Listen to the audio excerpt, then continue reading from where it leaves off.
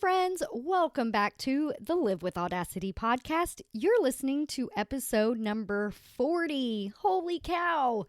I can't believe we've made it 40 whole episodes. If you're not in my Facebook group, you need to get there right away. I have started hosting an awesome life and biz masterclass each week on Tuesday afternoon, where I have some of my friends and fellow business owner friends jump in the group to teach us using their expertise. In fact, today's guest was my expert guest last week.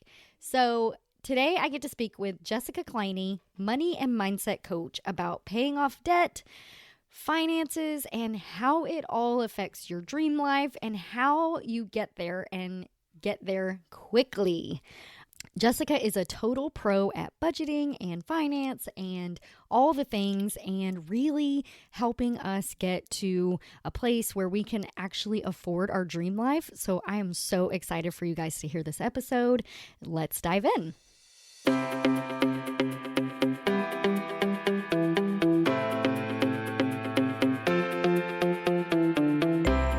You're listening to the Live with Audacity podcast. I'm your host, Melissa Stewart. Audacity is defined by Merriam-Webster as intrepid boldness or disregard for normal constraints. And that's exactly what we have here. The Live with Audacity podcast is aimed at giving you the courage to explore your someday dreams, do things your way, and start making things happen in your life right now. I'm a mama to 4 kiddos ranging from college student to kindergartner, wife to a high school football and track coach, and a multi-passionate entrepreneur. Together with my guests, we're going to teach you how to live with audacity and intentionality, discover and utilize your unique skills and talents, and step into who you are meant to be in order to make your someday dreams a reality. Are you ready? Here we go. Hey everyone, thank you so much for tuning back in to the Live with Audacity podcast. I'm so excited because I get to have my actual friend here, which everyone that's been on the podcast has turned into being my friend. But Jessica, you are one of my friends that I have found online and I adore, and we spend so much time together. Welcome to the show. Thank you so much for having me here. I'm so excited.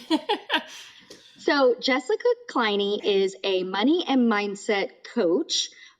Jess, tell us a little bit about how you got into this, how you learned that this is the thing that you are passionate about. Sure. So yes, I am a money and mindset coach, which I feel like I kind of made it up. I didn't, but it feels like I did sometimes because I kind of okay, girl. Yeah, I made up Audacity and Purpose Coach. That's kind of the best way to do things, I think. When you find something that just clicks, it just makes sense to kind of make it up and go along with it. So Agreed. I have been a stay-at-home mom for almost 14 years now. And I've always had little side businesses, from high school. I have been in direct sales, network marketing. I was a real estate appraiser for a little while. I kind of have always needed to do more than just quote unquote stay home. Not that there's anything wrong with that, but I just needed something else to go along with that. So I've always dabbled in different things while trying to survive on a single income. My husband is an athletic trainer, so it's a modest income, but he loves what he does. And after a while, I got to a point where something needed to change. I was not willing or didn't want to go back to an actual job. So instead, I decided to try and figure out how to survive better on the income that we had. I have always been really organized with money. Numbers are pretty easy for me, but I wasn't necessarily great with money. Like I didn't spend it well necessarily or anything like that. So I kind of had a wake-up call at one point, probably about 10 years ago now. Started listening to one of the financial gurus, somebody, that everybody knows. And that kind of started putting a little bit of a fire under me to kind of see what I can do better. And my husband and I, we read the books and listened to the talks and all that kind of stuff. And we dabbled in it for a little while, but we didn't really go all in on fixing our finances. At one point, I don't remember, 2015 maybe, I can't remember specifically what happened, but something like shifted in me, and I was like, all right, I'm done. Like, let's do this. If we're going to do it, we're going to do it right. And we really buckled down and ended up paying off all of our personal debt within 18 months from that point. Holy cow, Yes. how much was that? It wasn't like an obnoxious amount, but I want to say it was it like 60,000 or 40,000? It was still a pretty big chunk of change. That's huge. Yeah, well, we started it when we first started like 10 years ago, or 10 years before that point. It was about 60-ish, I think, between student loans, finishing up car loans, personal loans we had with family. And so it took, I want to say it was about 5 years or 6 years to pay off like 20 grand, because we kept adding to it as we were doing it. Once I buckled down and got to that point of, no, we're done, we're going to do this, then something shifted. I want to say it was about 40, I think, that we paid off within 18 months. That's insane. That's so awesome. It was kind of crazy. And I honestly, when we first got started, I didn't think we could do it. Well, but I think I want to point out real quick, a lot of times when we watch those debt payoff shows or videos or hear those stories, it's always like, we paid off $176,000 in 10 months. And you're like, okay, clearly you're awesome. And I just don't believe that I would ever be able to do that. But, $40,000 is still a ton of money. And paying it off in 18 months is still a huge feat.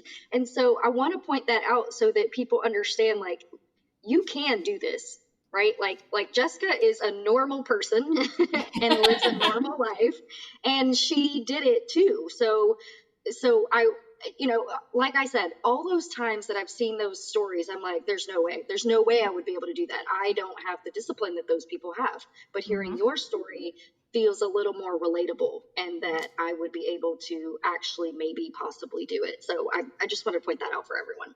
Yeah, and it's funny because people assume, when you see those huge numbers, most of the time, not always, but most of the time, it's a double income family. They have big paychecks. Like, there's a lot of money that they can be shoving at that kind of stuff. It was different in my experience because we needed to cut back and do the sacrifices that a lot of people aren't willing to do, which is totally okay if that's not your thing. But I wanted to see what we could accomplish on, my husband's single income. Now, that being said, it wasn't just his paycheck. We would get a tax return, and most of the time what people do is you get a tax return and you go spend it right away. I got to the point where we were disciplined. When we got a tax return, that whole thing went towards the debt as well. Like, it just became like a challenge to anytime we would find extra money, we would dump it at the debt to get it paid off as fast as possible. And as we were doing it, it's funny because you start out and it's not fun. Like, it wasn't fun for me in the beginning. But as you get closer and closer and closer, and you can start to see the light at the end of the tunnel, it makes a huge difference. And then you're excited to do as much as you can to work on paying it off. So that's what we did. And it was super exciting, and we were super glad. And then I had posted about it on my Facebook page, I think, and I would have people reach out, friends and family, like, you really did that? Same thing. They heard the stories of other people and never thought it would happen. So they would reach out to me and be like, so seriously, you actually did that? And I started kind of coaching people without realizing it just through Facebook. Helping people, like giving them suggestions, pointing them in the direction that I had followed. And after, that was in 2017, end of 2018, beginning of 2019 is when I found out financial coaching is an actual thing. Like, it's a legit, like, business. I had no idea. So I decided, well, if I'm helping people anyway, maybe I can help my family as well and turn this into a business. And that's kind of what I did. So I don't follow any particular guru in my own program. I've made my own program based on what I've learned from a lot of different financial experts. And I've kind of just gone from there. So now I work with, usually it's women, but I do help couples because if, you have joint accounts, you want both people in there. And I just help them see where their money is going and help them make a better plan so that they can put it where they want to put it instead of it just disappearing everywhere. Flying out the window, which is totally exactly how I feel sometimes. Yeah, definitely. Okay, so tell us a little bit about what are some of the things that you guys had to do and sacrifice to get your debt paid off? We had to cut back a lot on spending, obviously. We were never super extravagant, but we weren't necessarily super careful either. If we were hungry and wanted a pizza, we would order a pizza. If we saw something we wanted to buy, we would buy it. It just what normal everyday kind of shopping looks like. It got Yeah. to a point where I needed to be much more conscious of where the money was going. So we stopped eating out, or when we would eat out, it would be when we would have a gift card for someplace, or we have a coupon for like a buy one, get one free. Easy stuff. So we could still enjoy going out to eat, but it wasn't necessarily our own money that we were spending.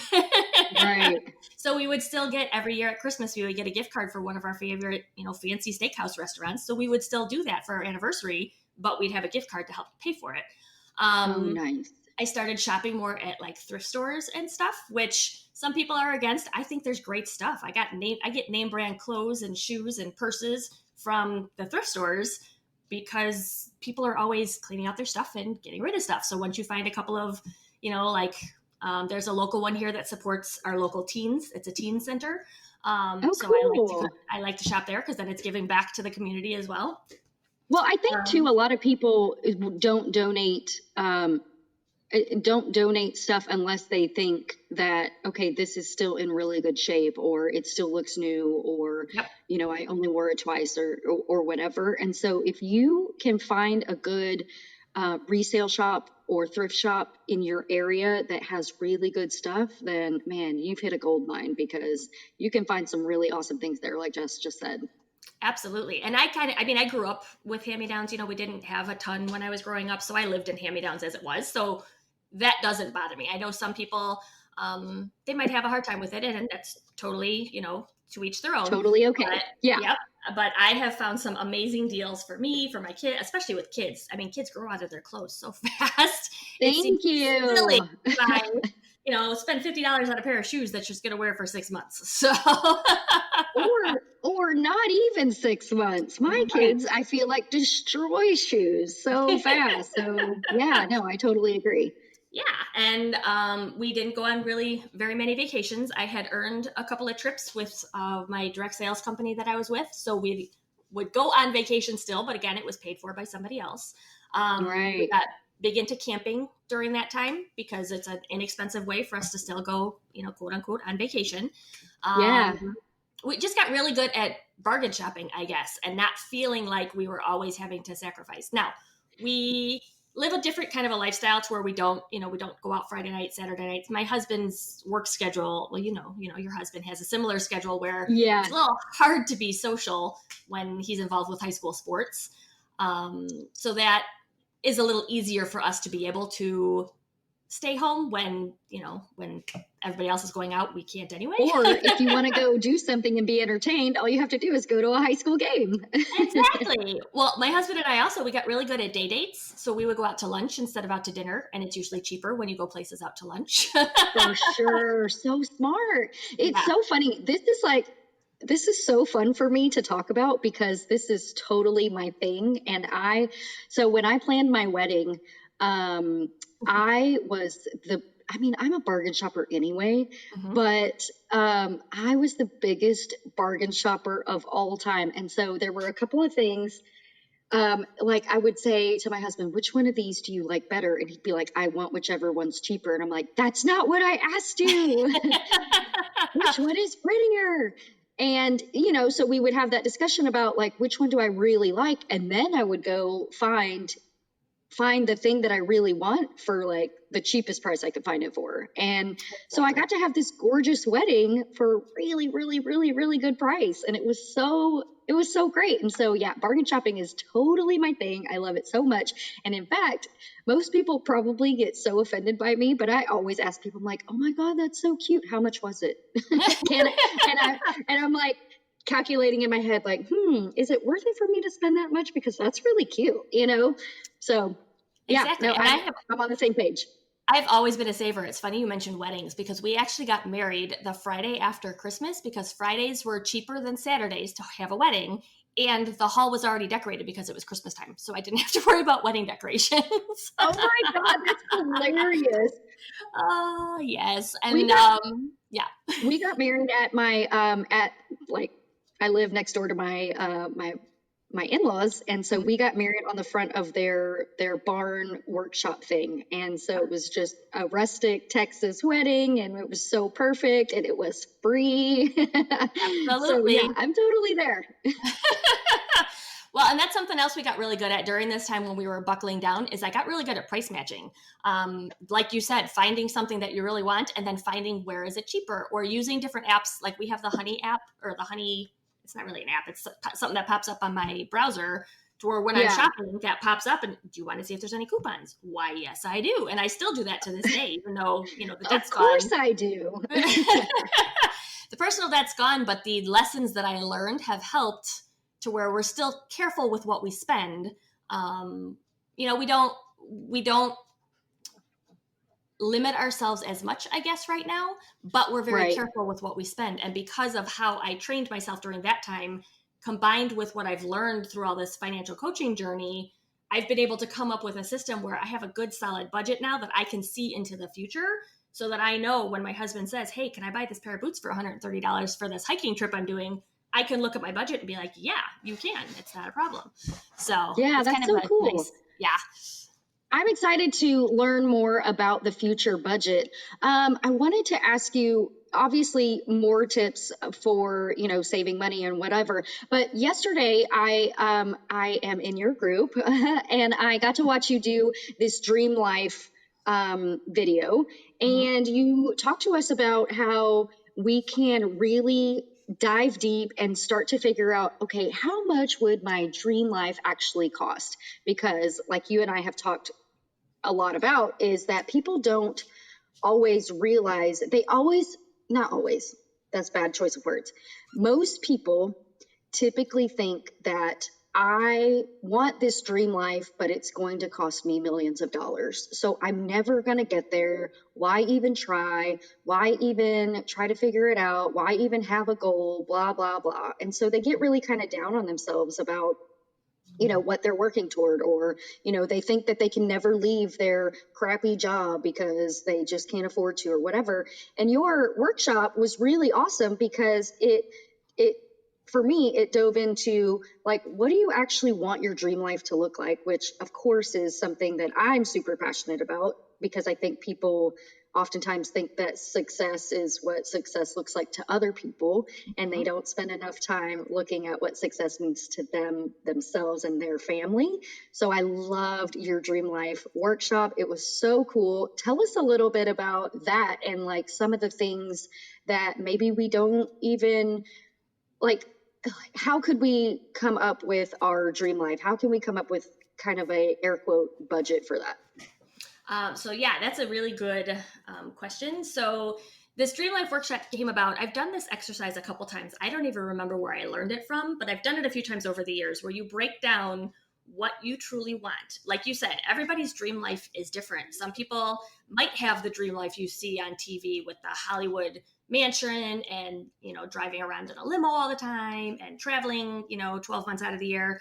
But most people that I've talked to as I've been researching this, their dream life is a lot simpler than that. And it's just, a lot of times it's similar to what they're already living, but just a little bit more. So maybe Just they a like little their, tweaked. just a little tweak. Exactly. Like they like their location right now. They like the schools their kids are at, but they wish they would have the new kitchen, or they wish they could travel more, or they wish they could, go out to eat more. So it's almost like different levels of a dream life, to where you can kind of baby step your way to where someday you're all of a sudden looking back and realizing, wow, what I wanted 5 years ago, I'm living that right now. Like the dreams kind of evolve as you grow.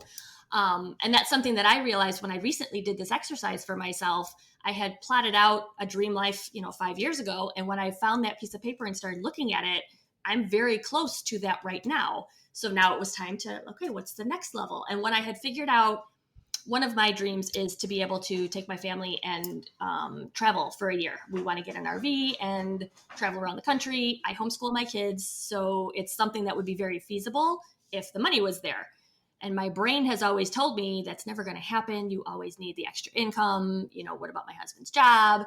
And when I sat down to actually figure out the numbers, I was shocked, because on the assumption that we would sell our house before we do this, we could do it right now. Like if I sold my house today, we could do it right now and travel for between 12 and 18 months and have no worries because the money would be there. Shut up. That's so crazy. And right now is the perfect time because now we just entered summer. Exactly. So it was actually kind of crazy when I realized that, and like something shifted in my brain to where I was like, wow, like I could actually do that. And then I started thinking, I wonder how many other people are so much closer than they realize because they've never figured out the numbers. Our brain wants to keep you small and comfortable. So that's why the people have these, they think they have these huge dreams because their brain wants to keep them abstract. Because if you try and get too specific, your brain is going to argue with you because, oh no, that's impossible. It'll never happen. It's just trying to protect you and keep you safe and comfortable. But, coaches, we know safe and comfortable isn't where you're going to be the happiest. So if you could actually ask yourself questions, where would I love to live? What kind of house would I love? How many times would I want to go out to eat? Where specifically would I love to have a vacation? If you can come with very specific like visions for yourself, you can research it then and find out, okay, how much does that actually cost? One of my other dream vacations is a trip to Italy. I'd love to go to Italy for, 10 days or whatever. And again, my brain never let me think about it because, it would never happen. It's going to be too expensive. And one time I sat down and priced it out. What are the flights and what would the hotel be and what kind of resorts and wine tours and all that. And it wasn't an obnoxious number. I mean, it's still a high number, but my brain was thinking it's $1 million, like your brain goes to huge numbers, but when you add it up, it's only like $6,000, which is way more feasible than $1 million. Way more feasible than $1 million. I actually expected it to be somewhere between 10 and 13 grand, but you said you priced it out for like $6,000. I'm trying to remember what the specific numbers were. I could be lying to you right there. That's me. That popped in my head. I want to know how much everything is. So. That one I did a while ago. I did that probably 6 months ago. I was pricing it out, and we were looking at wine. I'm a wine drinker. I very much like my wine, so I was looking at wine tours, and they were much less than I was anticipating. So that's so cool. Crazy, yeah. When you can get specific about what you really want, and remembering like you have a real life. So if you have kids and you're dreaming of living on an island, your kids have to be with you. So like that's another thing. People forget that part. Or they want to travel all the time. Okay, but your kids are in school. So what will you do with school? The thing about the dream life is people only think about the good stuff, like the amazing things, but your dream life, you still have to pay your electric bill. Like there's still bills that go into. So it's breaking it down realistic, I say quote unquote realistically, even though it's your dream life, like how much would your utility bills cost? How much would you want to set aside a month for vacations? And then figuring out concrete numbers and adding it up. And it's most of the time way less than your brain assumes it is. So what if you do it and you look at your numbers and you get kind of downtrodden? Let's say our dream life is going to cost us 20 grand, but we only make 10 grand a month. Does someone look at that and say, there's no way I'll ever duplicate my income. So I'm going to give up. What do you suggest for those types of people? Do you suggest that they reel it back in a little bit, or do you what's your approach to that? There's actually two different ways of looking at that. So when I did this exercise the first time, the number per month that we needed was 3 times higher than what we were actually bringing in. But the number was a number that I personally know people who do it. So it still wasn't impossible in my head because I personally know people who aren't movie stars, who aren't pro athletes, who make that amount of money. So that made it still more real. It still felt out of reach, but it still felt real and no longer impossible. Right. For the people who think the other way, they're very much still coming from that place of there's nothing I can do. I can't control it. It's that scarcity mindset instead of looking at it as a possibility, because people do it all the time where they start increasing their income. They're still stuck in their today beliefs, but I only have this job. I only have this. So what I tend to do is there's 2 different ways. You can either look at finding some kind of, do you love your job? Is there something else you could be doing? What kind of skills do you have that you could do online? What kind of side gig? I'm a big side hustle kind of person. I love it when people can make some extra money on the side and blow their own minds. Yeah. So I look at it that way, or I look at it, okay, you need $20,000 for this whole dream life each month. What parts of that can you start living right now? Maybe you can't have the whole dream life right now, but maybe you can start taking an extra vacation a year.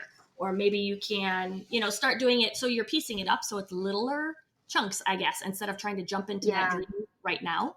And that's kind of where we're at right now, me and my husband. We're not traveling as much as I would like, but we're able to eat out a little bit more. You kind of baby step in there. And then once you get closer and closer and closer, you could kind of look back and see, oh, wow, okay, I'm a lot farther along than I thought I was going to be at this point. It's kind of a gradual thing, and you don't even realize it till you're at that point where you can look backwards. Yeah, it's so funny that, we as humans just have that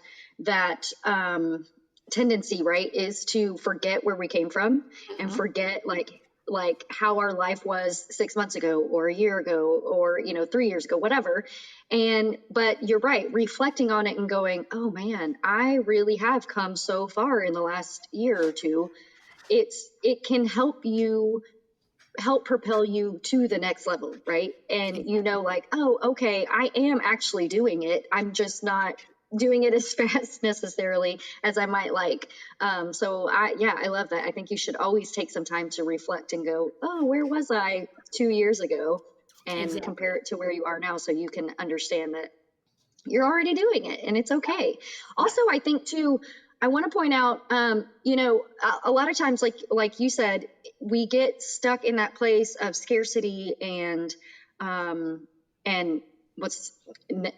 what's the opposite of abundance? Scarcity. Yeah, scarcity and lack, and lack. Yes, there you go. And so we're like, screw it, it's never going to happen for me, and we just kind of get down on ourselves and we get overwhelmed and we just put it to the side and don't want to think about it again. And I have totally been there. But I love that you pointed out that you can look at it and go, okay, but that's okay. I know other people can do it. And you have to believe in yourself. You have to believe that you can get to that point, and then get really resourceful, right? Like, ask for help, ask someone, what can I do? Get ideas from other people, seek out someone that can help you figure it out. Seek out someone like Jessica, who can maybe help you figure out where in your budget you could free up some money so that you could get closer, and maybe it wouldn't actually cost you $20,000 a month, or whatever it might be. So I wanted to point that out to you real quick.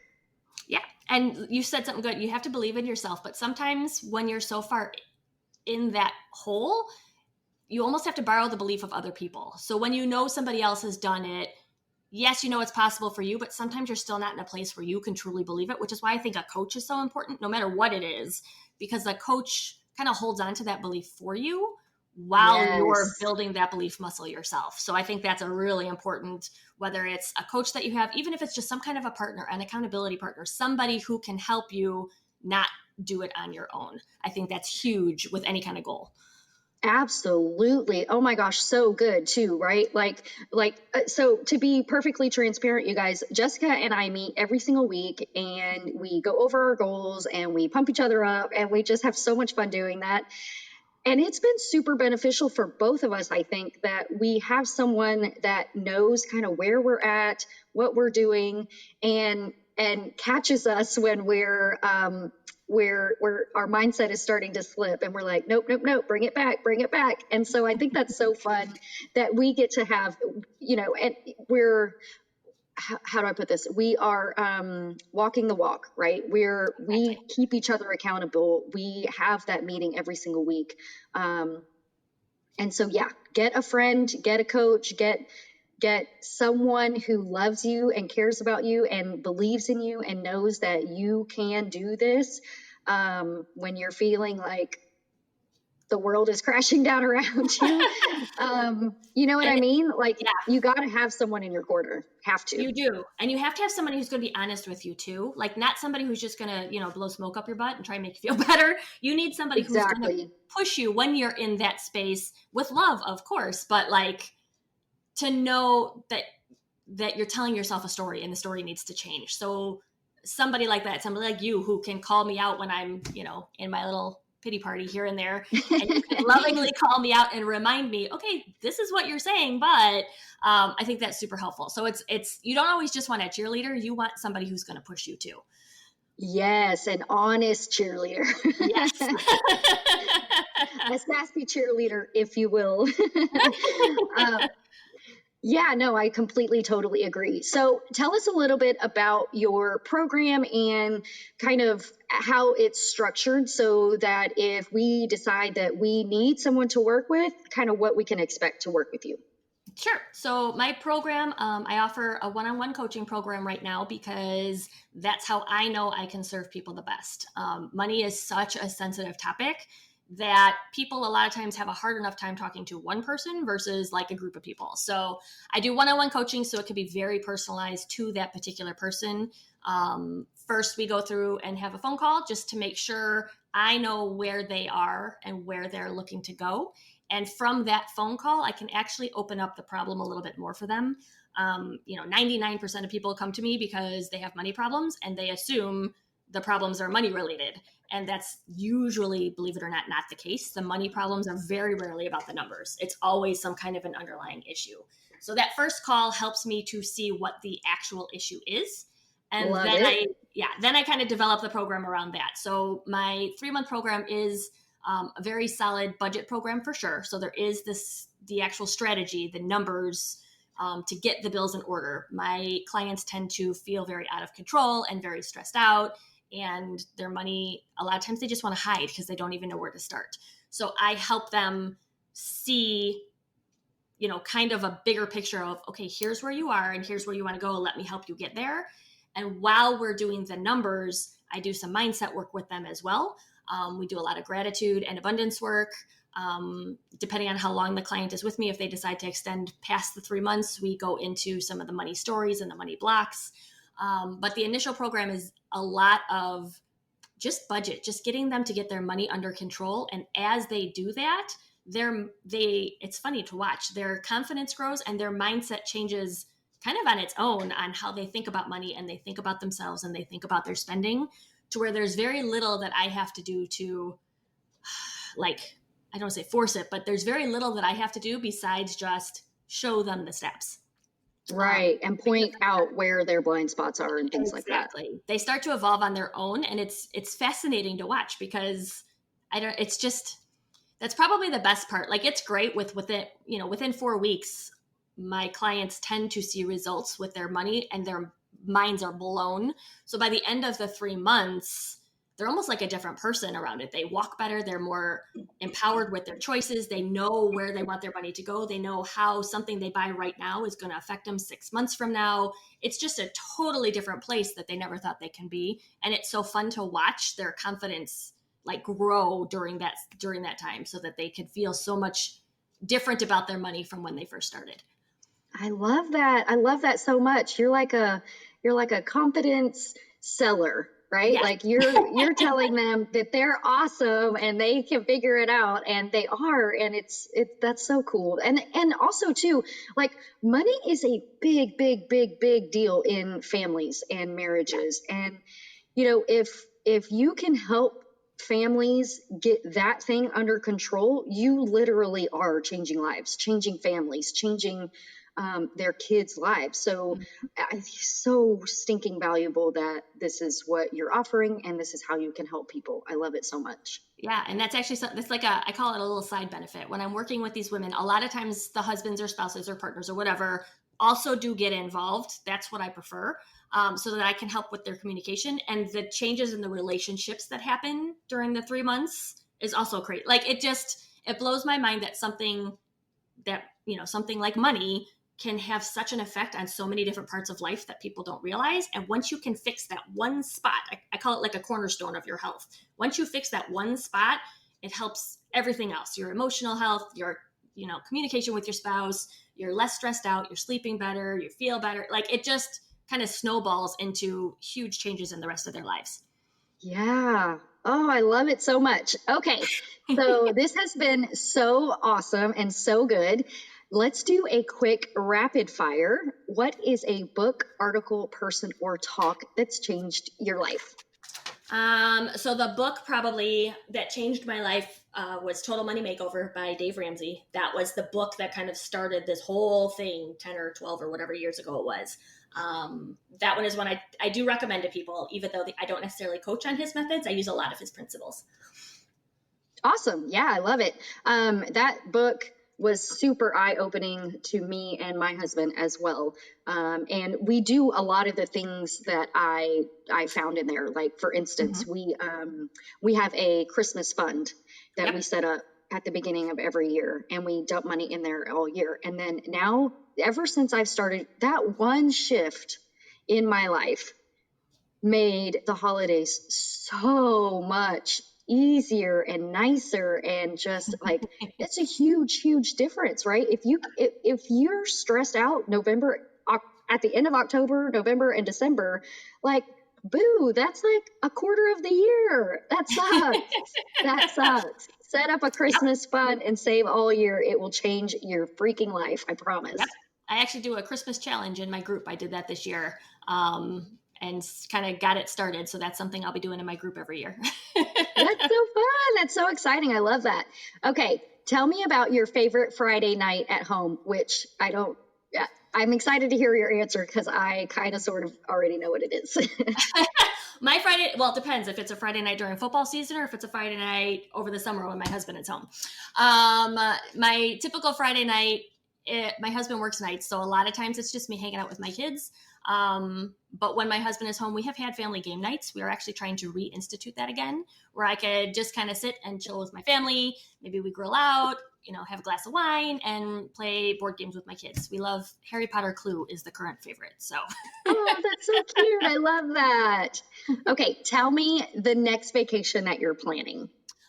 Oh, believe it or not, right now, I don't have a vacation that I am planning. I would love to be able to take my kids back to Universal Studios. That's probably going to be the next big vacation we do. We went in 2018. That was one of our rewards for paying off our debt. We started saving so we could travel, and we took the kids and surprised them to Universal Studios, to Harry Potter World, because we're all huge Harry Potter fans. That's so cool. I love that. That would probably be the next vacation I'd like to plan. So cute. I love it. What was your dream job as a kid? So my first dream job when I was a kid is I wanted to be an archaeologist. When I was really young. And then after that, is that because you watched Indiana Jones? Probably, yes. I loved Indiana Jones. I loved all of that stuff when I was a kid, and actually, that's so funny. Was going to get into forensics when I was in college. So there's a lot of, I love researching and all that kind of stuff. But anyway, my actual, the whole time when I was a kid, I loved to write and I loved to draw. So I always wanted to write and illustrate children's books. We have talked a little bit about this, and one of these days I'm going to get you to do it. And I can't wait. It's going to be fantastic. Tell me your best advice to help our listeners live with Audacity. Oh man. The best advice to live with Audacity is just to do it. Just follow your heart. You're going to question yourself on everything your whole life, and you're always going to be thinking that people are going to be judging you, and they might, and that's okay. It doesn't matter. You need to live by what your heart tells you to live, kind of no matter what. You will do huge things if you can get to that point to just do what you know you need to be doing. Yes, I always say this too, because people are going to talk, people are going to judge, people are going to do their thing over there. And so if you're going to keep trying to please people, well, they're still going to talk about you. You're still never going to please everyone. So you might as well just do what you want to do and be like, whatever, you're going to talk. Exactly. Might as well talk about me doing what I want to do. Yes. Yeah, so I completely agree. I love that. Where can people find you to get more information about what you do, who you are, and how to work with you? Well, you can find me on Facebook. I do have a Facebook group. It's called Money Plus Mindset, Money Coaching for Mom Bosses. That's my free group, my community where I spend most of my time. My website is www.mindsetfinancialcoaching.com. And on social media, you can find me as the Mom Boss Money Coach. I love it. I love it. And I'll put all of those links in the show notes, of course. Thank you so much for being here. This has been so much fun. I just absolutely love having my friends on because it's so fun to talk to them. Thank you so much for having me. This was a lot of fun. Hey y'all, I had to jump in here real quick because I need a favor. If you are loving the Live with Audacity podcast, I need you to do me a big solid favor and share it with your friends, share it on social media, and go to the Apple iTunes link and click subscribe, rate it, review it. I need to know your feedback, and I want to keep putting this out for you, so I really need your help to get the message out. Thank you so, so much for your loyalty and your super kind and sweet words. They mean so terribly much to me.